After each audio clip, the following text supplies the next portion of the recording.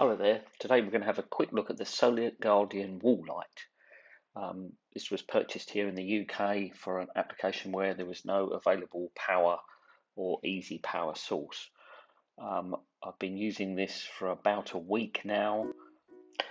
This device has three modes. I'm using it in mode C, where it automatically just turns on with motion and then turns off after 30 seconds. For a full explanation of the three modes available, please look at the explanation I've posted up at the end here.